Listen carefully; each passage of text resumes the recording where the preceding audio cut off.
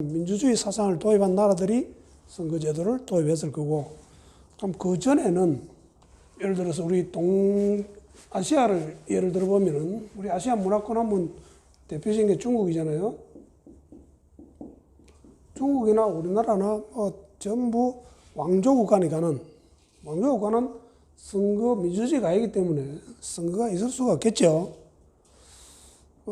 중국 고대 역사부터 쭉 보면은 예를 들어서 왕이 있으면은 주로 정치하는 관료들을 뽑을 적에 대체적으로 왕 주위에 있는 측근, 즉 왕의 친인척 내지는 왕조를 세운 국가의 공신 이런 사람들 위주로 전부 뽑았겠죠. 당연히. 자, 이렇게 쭉 흘러가다가 한나라 때 가면 과거 제도는 아직 안 나옵니다. 한나라 때는 이제 주로 이렇게 하다가 주로 또 어떤 걸 도입했는가 하면은 효렴제도라고 있습니다. 효렴제도. 즉, 마을에서 효성스럽기로 인정을 받아야 됩니다. 그 다음에 청렴한 걸 또 인정을 받아야 돼요. 그래서 효렴제라 그러면은 기본적으로 자기 마을 향당이라 그러죠.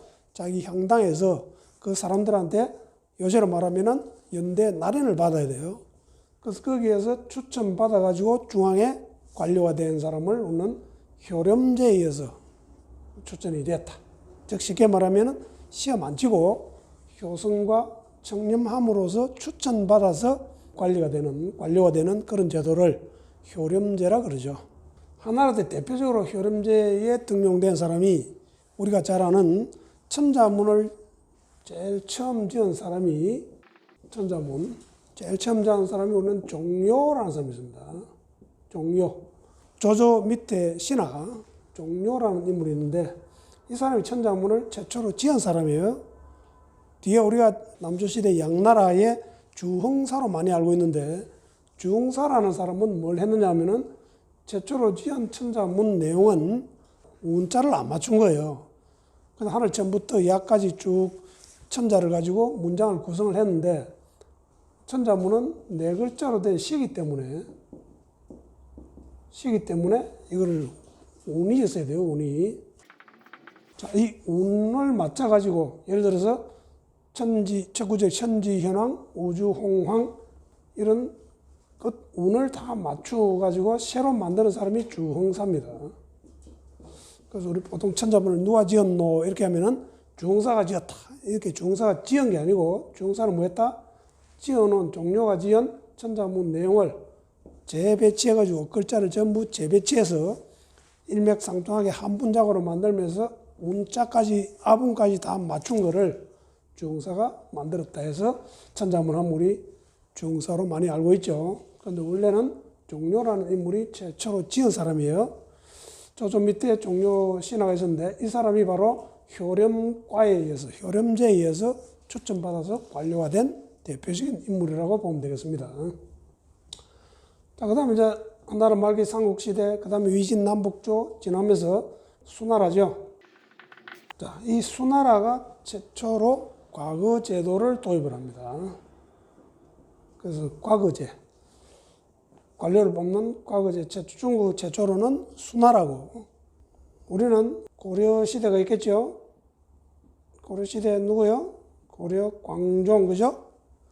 후주의 상기라는, 고려에 기여한 상기라는 인물이 있습니다.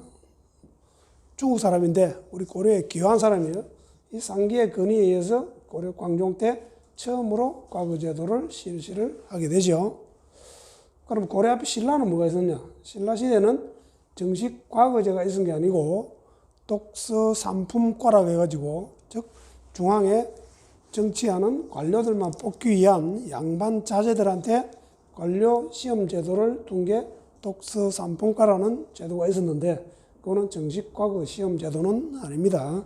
전국적으로 훌륭한 인재를 발굴하기 위한 처음으로 과거 제도를 실시한 사람은 우리는 고려의 광종이 되었고요.